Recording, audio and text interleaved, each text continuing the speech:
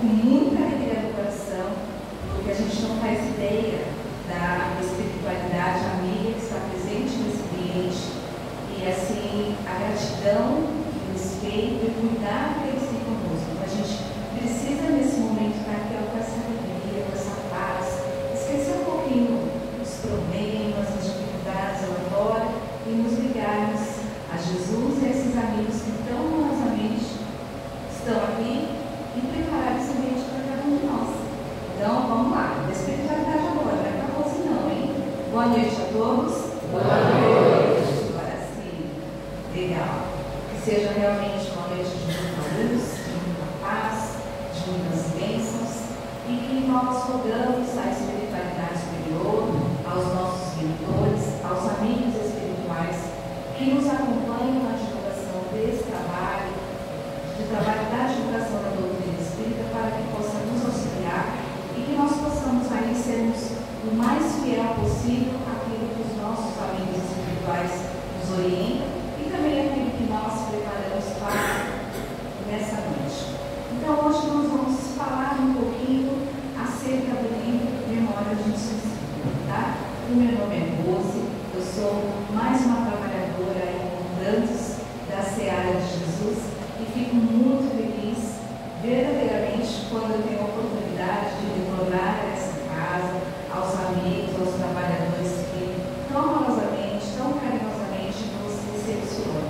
Muito obrigada a todos os trabalhadores do Luiz Ajamel. É sempre uma bênção poder voltar aqui novamente, tá bom?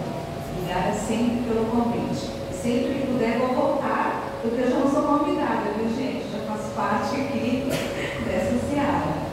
Então, vamos lá. Nós vamos falar um pouquinho acerca do livro Memórias de um Suicídio. E se nós prestarmos atenção, no convite do Mestre, que está lá no Evangelho de Mateus, capítulo 11, Jesus vai fazer o convite. Vinde a mim, todos vós que andais em sofrimento e vos achais sobrecarregados, e eu vos aliviarei. Tomai sobre vós o meu jugo e aprendei de mim, que sou manso e humilde de coração, e achareis descanso para as vossas almas, porque o meu jugo é suave e o meu fardo é leve. Esse é o convite do Mestre. E nós estamos justamente falando dessa obra memorável, Memórias de um Suicídio, porque hoje nós temos essa epidemia que é o suicídio. Hoje o suicídio é considerado a terceira maior causa de morte no mundo todo. Só perde para a primeira os acidentes de trânsito, a segunda causa de morte as pelo coração e a terceira o suicídio. Ou seja, hoje no mundo todo, a cada 40 segundos uma pessoa tira a sua própria vida. E não consta, meus irmãos, no Código Divino da Criação, não consta nas leis de Deus, no artigo 5, não matarás, o que equivale também a não se matar. Não está na nossa vontade, no nosso livre-arbítrio, matar o outro ou cometer o suicídio. Mas hoje é a terceira maior causa de morte. E pasmem, a maioria das mortes hoje por suicídio são de crianças. São de crianças e são de idosos. Então nós vemos aí que muitas vezes as criaturas estão em dor, em sofrimento moral, da qual elas compreendem naquele instante não terem forças para sair da dificuldade dos seus problemas. E hoje, inclusive, nós agradecemos às casas espíritas por abrirem as portas para que nós possamos abordar esse tema, porque muitas vezes existem casas espíritas que acham que falar sobre o suicídio é algo pesado, que falar sobre o suicídio vai trazer a ideia à tona, e muito pelo contrário. Nós precisamos dar informação, e precisamos da informação baseadas no Evangelho de Jesus e principalmente baseadas na doutrina espírita, que vai nos mostrar que esses irmãozinhos que cometeram o ato do não vão sofrer as suas penas eternamente, que eles não ficarão aí eternamente sofrendo ou perdidos no vale dos suicidas, porque nós sabemos que Deus é Pai, Deus é único, que as suas leis são eternas e imutáveis, da qual todos nós estamos sujeitos. A própria espiritualidade vai nos dizer que nós só somos infelizes porque nos afastamos das leis divinas. Ou seja, nós, enquanto reencarnados neste planeta Terra, que é um dos planetas mais materiais, do qual nós temos notícia, nós podemos ser felizes. Basta que nós aprendemos a colocar o Evangelho de Jesus na nossa vida, na nossa caminhada. Mas Jesus, esse mestre amoroso que encarnou entre nós, e foi a Ele mesmo que delegou a Maria de Nazaré, está aqui o retrato de Maria de Nazaré, que foi pintado pelo autor Murilo, com base nas informações do nosso querido Emmanuel. Essa é a forma como Maria de Nazaré, ao se aproximar das esferas terrenas, se apresenta para quem tem essa condição de vê-la. Então Jesus disse a ela, e confiou a ela o cuidado daqueles trânsitos da lei, daqueles companheiros que cometeram suicídio. Porque somente o amor de mãe, o amor mais puro que nós temos aqui no planeta Terra, é capaz de soerguer, de reerguer esses irmãos que, por iniciativa, trilharam esse caminho. Um caminho de dor, mas um caminho do qual também serão responsabilizados e que irão aprender muito. Mas vamos lá darmos apenas algumas noções por que as criaturas hoje cometem o suicídio ou o autossídio. Primeiro, nós temos hoje uma geração em que nós vemos as pessoas, nós vemos o desamor, o que leva uma pessoa ao suicídio, o desamor, o desamparo, o desespero, a desesperança, tudo isso fatores emocionais que levam a um quadro de depressão. Nossa formação aqui, minha formação profissional, não é da área da psicologia. Minha formação profissional é da área financeira. Mas já aí com bastante embasamento, estudando aí alguns anos a fio, nós pudemos observar, junto àqueles companheiros que trabalham conosco, o quanto esses fatores emocionais colaboram para que uma pessoa que está em crise cometa o suicídio. Muitas vezes fatores pessoais, fatores emocionais, fatores financeiros, quando as pessoas às vezes não encontram recursos de trabalho ou perdem o emprego e por conta disso se desesperam. Outros fatores são fatores sociais. Às vezes aquelas criaturas não se acham enquanto indivíduos naquele meio. Muitas vezes observamos aí grandes tribos que antes de cometer o suicídio se tornam alcoólatras, porque eles não se veem encaixados na sociedade. E hoje nós vemos muito essas figuras, onde hoje nós vemos as tribos que se reúnem por conta daquela similitude de afinidade mesmo que elas possuem. Então hoje são vários os fatores que nós temos. E muitas vezes, meus irmãos, nós hoje, diante dessa palestra, e essa palestra não é só um alerta, mas acima de tudo ela serve de acalento aos nossos corações. Porque fazendo esse mesmo trabalho em outras casas espíritas, e ao longo dos anos, nós tivemos notícias maravilhosas. Quando nós descemos da figura e nos preparamos com depoimentos de pessoas que me disseram que, olha, eu ia me suicidar. Eu vim aqui hoje porque eu ouvi falar que na casa teria essa exposição. E mesmo outras vezes, quando encontramos pais de jovens, porque os jovens se matam. Se matam hoje por não conseguir se identificar com o meio cristão. Se matam hoje por sofrerem bullying dos seus amigos, na escola, no seu meio, muitas vezes a rejeição dos próprios pais. E nós atendemos a esses pais em que o pai lhe disse que a sua filha de apenas 14 anos, naquela semana, havia cometido suicídio. E aquelas palavras para ele, então, eram um alento à sua alma, de saber que mesmo a sua filha, sendo responsabilizada pelos seus atos, não punida, sendo responsabilizada diante das leis divinas, será socorrida e será amparada, porque ela está sob a tutela de Maria de Nazaré.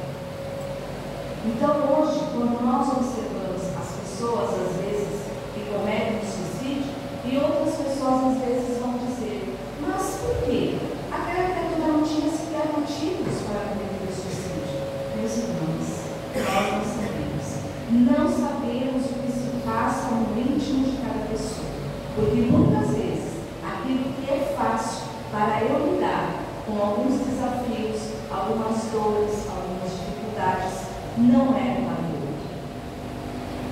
Então, nós não podemos alegar aí que nós desconhecemos, porque essas feridas, essas dores, são dores morais, que muitas vezes sangram mais do que as doenças do corpo físico, do que aquelas doenças visíveis que nós vemos.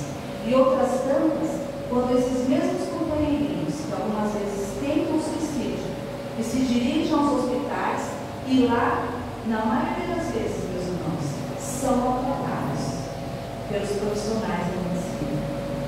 Você não quis morrer, então sofre mesmo. Mas quem de nós pode mensurar a dor que vai na alma do outro? Por isso é que nós temos que ter os ouvidos e os corações bem abertos, para que nós às vezes possamos perceber o sofrimento, a dor e como auxiliar. Porque às vezes a gente fala assim, aquele que quer se matar não avisa. Muitas vezes as pessoas dão sinais de que elas estão solitárias, de que se elas se forem, o que a família vai sentir. Muitas vezes deixam ali as questões financeiras todas arrumadas. Então, é importante que nós possamos perceber esses sinais, para que a gente possa, com a palavra, com uma oração, auxiliar esses companheiros. E o que vai fazer com que nós evitemos o máximo que nós pudermos o suicídio? Está aí o apoio familiar, o apoio de amigos, relacionamentos significativos, porque a solidão pesa demais, muitas vezes, na decisão dessas pessoas. E o que nós ficamos mais felizes? As crenças religiosas. Porque hoje, no mundo inteiro, o Brasil é o 8º país que mais mata por número de suicídios. Hoje, a Europa é a que mais comete suicídio, justamente pela frieza, por uma falta de religião, pela falta de fé, pela falta de amparo. Porque o que nós podemos afirmar com toda certeza é que não nos falta ajuda, não nos falta amparo.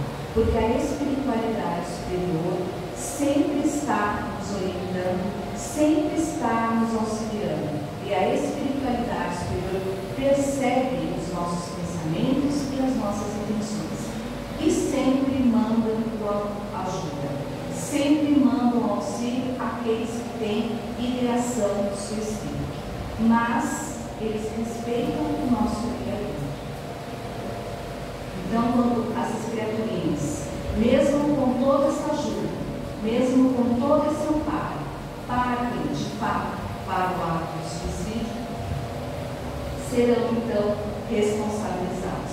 E aí está então a nossa querida Ivone do Amaral Pereira, a médium que trouxe para nós essa obra magnífica chamada Memória de Suicídio, na qual eu convido a todos possam ler. É uma obra de mais de 600 páginas. E algumas pessoas me dizem, mas Rose, é uma obra pesada. Às vezes eu comecei a ler e eu parei e não consegui ler porque é muito difícil. Não é.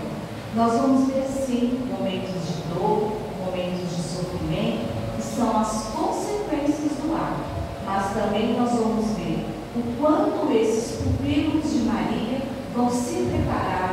vão evoluir para que então, de posse de tudo aquilo que eles forem angariar no decorrer do seu preparo no mundo espiritual, para que eles possam se fortalecer ainda mais e daí dar então sequência ao seu caminho de evolução como espíritos mortais. Porque só existe uma fatalidade na nossa existência, meus amigos, meus irmãos, que é sermos felizes. Nós estamos fadados a sermos felizes.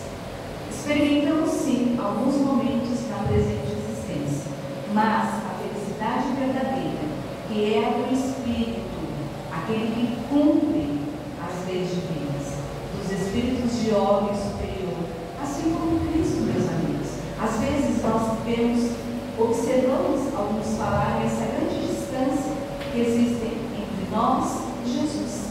Jesus, esse espírito de altíssima elevação, que encarnou no nosso planeta apenas uma única vez para nos exemplificar as leis divinas. E essa falange crítica que também se reuniu ao redor do planeta, na qual nós temos notícia, se reuniu por 2 únicas vezes. A primeira, junto ao Mestre, para decidir a formação geológica do planeta, e a segunda vez, para decidir a vinda de Jesus ao nosso planeta, nos trazendo e ensinando esse código de fraternidade moral, da qual todos nós precisamos aprendermos. Está lá, no 2º capítulo do livro A Caminho da Luz. Então nós vemos o quanto nós somos aí amados, cuidados e orientados. Ivone do Amaral Pereira, da qual também nós temos essa semana, desde o começo eu estou falando demais, então a garganta às vezes segue.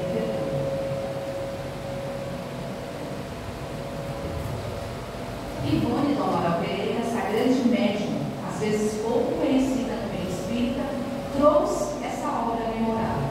Nós temos um trabalho acerca da vida e obra de Ivone do Amaral Pereira, mas aí eu vou deixar um gostinho para os senhores, porque é uma outra palestra, da qual nós divulgamos todas as vidas que foram dadas a nos conhecer pelas obras de Ivone e o porquê dela receber memórias de suicídio. Ivone do Amaral Pereira, que nasceu no dia 24 de dezembro de 1900 e desencarnou no dia 9 de março de 1984, na cidade do Rio de Janeiro. Ivone do Amaral Pereira nasceu com a seguinte tarefa: trazer à tona essa obra Memórias de Suicídio. Por que Ivone e não Chico Xavier? Porque Ivone do Amaral Pereira, ela era uma médium de provação. Ela havia se suicidado no século XVI e depois no final do século XVIII. Portanto, ela conhecia o Vale dos Suicidas. E era dado a ela também, nos poucos casos de reencarnações que nós temos hoje, Ivone se lembrava das suas reencarnações. Ela não nasceu com o véu do esquecimento. Era necessário que ela se lembrasse, para que essa alma pudesse, enfim, se redimir dos seus erros. E o seu mentor, Charles, no qual ela via que era o seu pai espiritual, e desde muito cedo, Ivone era uma criatura muito rebelde. Mas ela se incumbiu também de trazer essa obra para nós, e para que a gente possa falar um pouco da obra. Memórias de Suicida, Ivone começou a receber em 1926. Essa obra ficou 30 anos inabitável. 30 anos para ser publicada. Porque a princípio era a história de Camilo Castelo Branco ou Camilo Cândido Botelho, o grande autor português que havia se suicidado. Ivone então recebe a obra, guarda e a obra fica 30 anos parada. A princípio era apenas a história de Camilo. E depois de um tempo, quando ela pensa em queimar aqueles papéis, porque ela era extremamente pobre, ela então recebe uma orientação. Uma mão ao seu lado fala para ela: acalma-te, guarda-te e submete. Serão publicadas posteriormente. E essa mão era de Bezerra de Menezes, seu pai espiritual na reencarnação do século XVII. Ela então nega essa obra da Federação Espírita e a Federação fala para ela: minha filha, isso aí são obras de Chico Xavier. Ela então desce as escadas e vai embora. Retorna depois de 2 anos e aí a obra é publicada em 1956. Uma obra que demorou 30 anos. Primeiro porque era apenas a história de Camilo, já um Camilo transformado como espírito. E depois a obra precisava de uma revisão do conteúdo doutrinário, na qual Leon Denis prestou essa gentileza para que essa obra pudesse ser o maior tratado mediúnico dos últimos 50 anos e dos próximos 50 anos. Chico Xavier era médium de uma chuva de bênçãos divinos. Chico Xavier era médium missionário. E o homem do Amaral Pereira era médium promocional. E aí, quando nós falamos, então, esse é Camilo Castelo Branco. Agora sim, nós vamos falar um pouco da obra. Esse foi um grande autor português que nasceu no dia 16 de 3 de 1825 e se matou no dia 1 de 6 de 1890. Camilo Castelo Branco, ou Camilo Cândido Botelho, que é o nome que está lá no livro, porque Ivone se sentia tão humilde que nem isso ela quis, mas era um dos nomes que ele utilizava. Camilo, então, quando descobre aos 65 anos que ele iria ficar cego irremediavelmente, ele que não tinha dinheiro, mas que era o autor de grandes sucessos da época, desfere um tiro no seu ouvido direito. Aqui está então a casa de Camilo Castelo Branco, que hoje é um museu na cidade de Portugal, muito visitado. Tamanho era o sucesso que ele fazia na época, porque ele sobrevivia das penas. As imagens então que vamos mostrar a seguir são imagens apenas ilustrativas, não são imagens mediúnicas, tá? São imagens do projeto Imagem, na qual nós temos a autorização da FEB para divulgar, porque também somos expositor pela Federação Espírita Brasileira do Estado, Federação aqui do Estado de São Paulo. Camilo, então, ao desferir um tiro no seu ouvido direito, ele então fica enlouquecido. E ele se sentiu envergonhado de depender das pessoas. Como ele iria sobreviver? Não aceita a sua condição e resolve então que iria sair dali. Mas quando se depara, e essa é a realidade dos suicidas, quando se depara com o suicídio, quando se depara, o suicida se depara do lado de lá com o ato que ele cometeu, a intenção qual é? A intenção é se livrar da dor, da dificuldade, do problema. Mas quando eles despertam no mundo espiritual, mas que eles estão mais vivos do que nunca, e agora com a sua situação agravada pelo ato do suicídio, porque eles simplesmente arrebentam aquele cordão fluídico ou cordão prateado que nos liga o espírito ao corpo físico. Por isso que o suicida ele tem essas repercussões dos atos que eles cometem, ou seja, além de eles verem tudo aquilo que eles fizeram ao seu corpo físico, também são observados, são vistos nos escritórios aquilo que outros também fizeram. Então, ele vai nos dizer que ele vai passar 12 anos no Vale dos Suicidas, 12 anos naquela loucura, vendo e sentindo tudo aquilo que os outros também fizeram. E vai fazer uma comparação muito linda, que ele vai dizer que o Vale dos Suicidas é um lugar pantanoso, frio, gelado, cheio de cavernas, enquanto que o Vale dos Leprosos, aquele mesmo descrito nos textos evangélicos, lá existe o amor, lá existe o sol, lá existe a esperança, lá existe o cuidado. E aqui não, aqui era só a promiscuidade vexatória e algo de enlouquecer. Meus irmãos, meus amigos, o nosso verbo, a nossa palavra, assim como nos afirmou a espiritualidade amiga, não é capaz de descrever os tormentos por quais essas criaturas passa.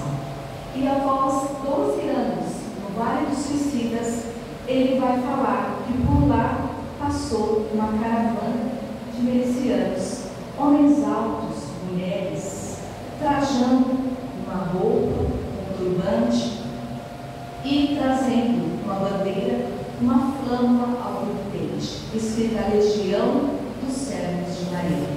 Eram os milicianos que cuidavam dos servos de Maria, que cuidavam da colônia correcional na ilha de Nazaré.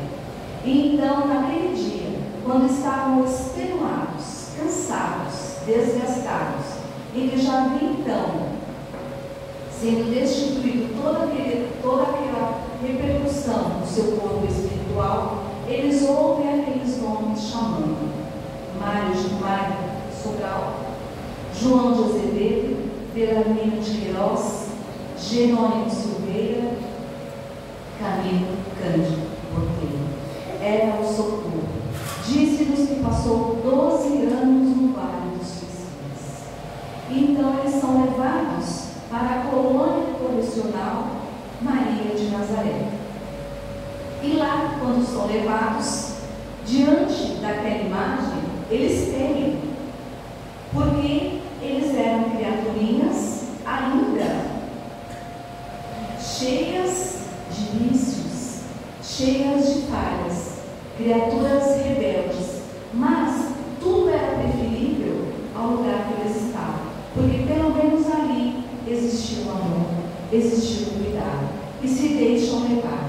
Quando chega na colônia correcional, ele então vai nos falar que a primeira orientação era silêncio, era proibido falar daquilo que eles estavam sofrendo, porque se eles falassem, iriam novamente rememorar e repercutir tudo aquilo no seu espírito. Então lá existia então uma placa luminosa, e o livro foi escrito em 1926, e essa placa luminosa da qual ele está nos falando só surgiu ao nosso conhecimento a partir de 1974. Então a gente vê aí a anterioridade das informações que a espiritualidade nos traz. Vai nos dizer que foi feita uma sondagem no seu corpo espiritual, a fim de que eles pudessem tratar ali os horrores daquela ferida que ele havia causado. Camilo deu um tiro no ouvido direito. Então, era como se fosse uma cirurgia no seu ouvido, para que ele pudesse ir ali refazendo as energias. E vai nos falar também que, olha, um laser era aplicado. E o laser surgiu somente no ano de 1960. Foi feita uma sondagem no seu corpo espiritual. E nós sabemos que hoje, que há de mais moderno no nosso, hoje atualmente na medicina, é o PET scan, aquele aparelho que faz o escaneamento para aquelas pessoas que estão aí tratando do câncer. Então a gente vê, como a própria espiritualidade nos fala, que existe nós temos uma defasagem de mais de 100 anos em relação à tecnologia que vem de lá para cá. E também para que eles não tivessem dúvidas daquilo que havia acontecido com eles, porque eles não tinham noções morais. A religião, a fé, era apenas algo superficial. E para que eles não tivessem a noção e a responsabilidade de que eles estavam passando por aquilo, por atitudes próprias, eles então viam numa tela toda a sua existência, desde o nascer até o fundar.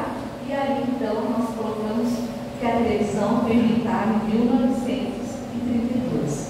É só para que a gente possa aí ver essa anterioridade das informações. São então separados do elemento feminino, do elemento masculino.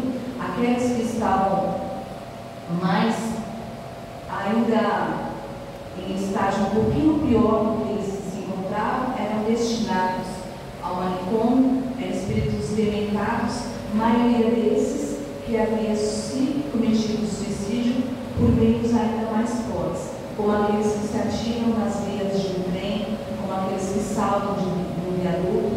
Então, esses eram encaminhados para o manicômio, e como diz a própria espiritualidade, esses espíritos que não possuem condições ainda, não têm noções ainda, esses são levados às reencarnações compulsórias, ou seja, à espiritualidade superior.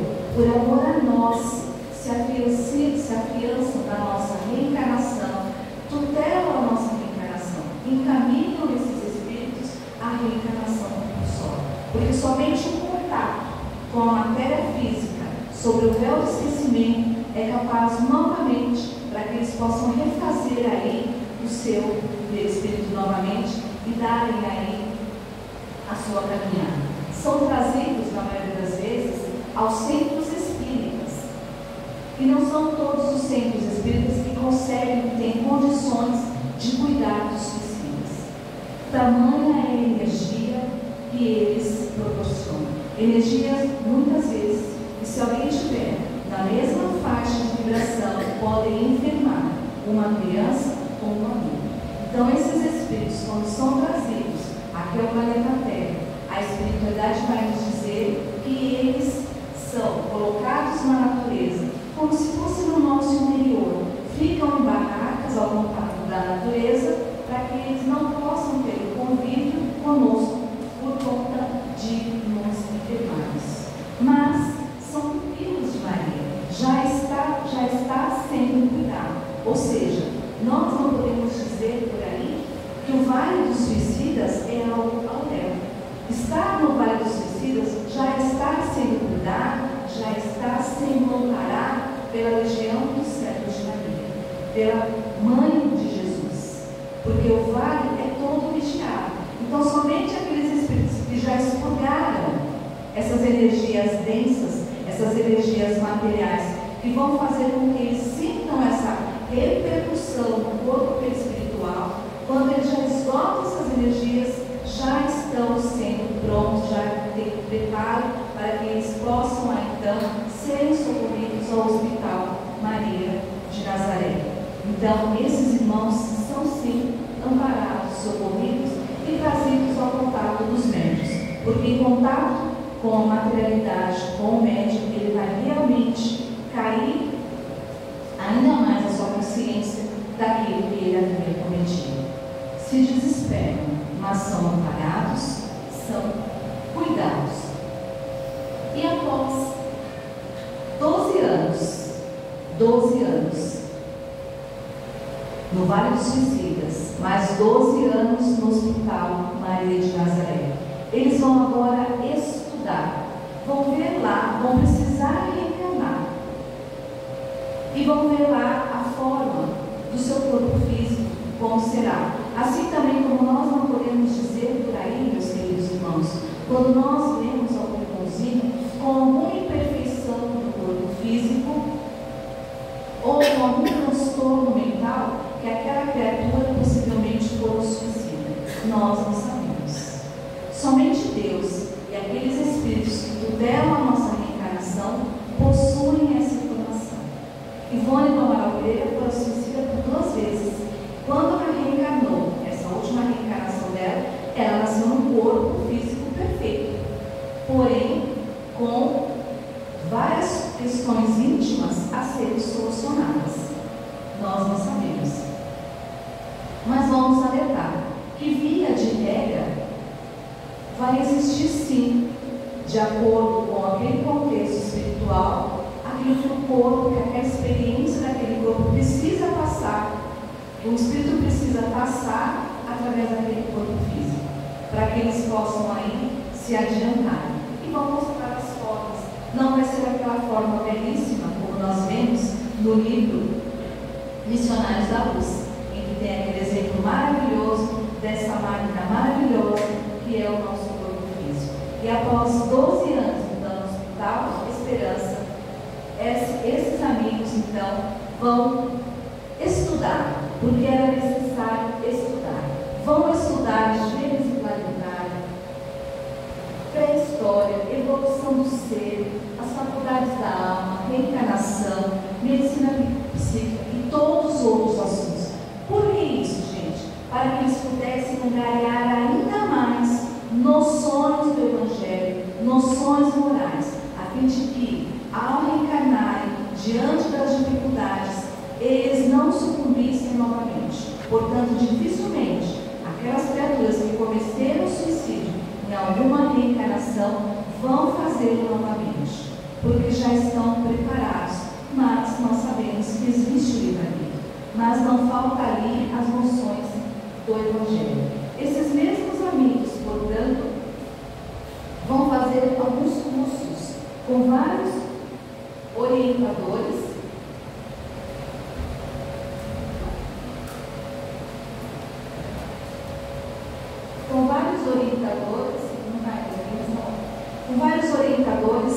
da mansão Esperança.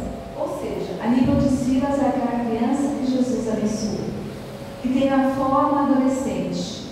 Ele ficou tão encantado com o amor de Jesus que ele seguiu o Mestre até os confins. E hoje, ele é pupilo de Maria e dá noções do Evangelho àqueles espíritos, aqueles trânsitos da lei, epaminondas de vida, que faz as regressões, ou seja, eles vão lembrar das suas existências pretéritas e sobre a onda que faz os cursos práticos, ou seja, aprendeu lá no plano espiritual, vão vir aqui na Terra para colocar esse conhecimento em prática.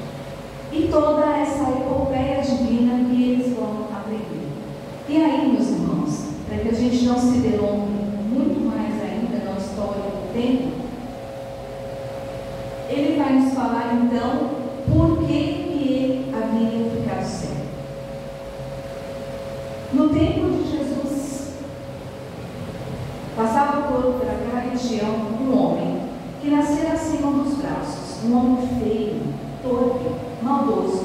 Havia vindo da região das Galhas, onde havia matado, portanto, lei de Talião, tiraram-lhe a mão. E quando ele passa por aquela cidade, ele ouve uma grande multidão. E ele é aquele que incita essa grande multidão naquela pergunta famosa: a quem prefere, Jesus ou Barrabás? E ele diz Barrabás. E o povo segue Barrabás, porque o mal inveja o bem. E passa por uma vila de Nazaré, aquela mesma mãe que havia então comparado, que havia ali socorrido. Passa diante daquela mulher belíssima, xinga e cospe na sua cara. Aquela mesma mãe que havia socorrido. Na reencarnação que é dado a ele conhecer, ele então era da igreja, daquela fase negra da humanidade, da Inquisição Francesa. Ele então se apaixona por uma mulher, mas essa mulher é casada. Essa mulher ama o seu marido.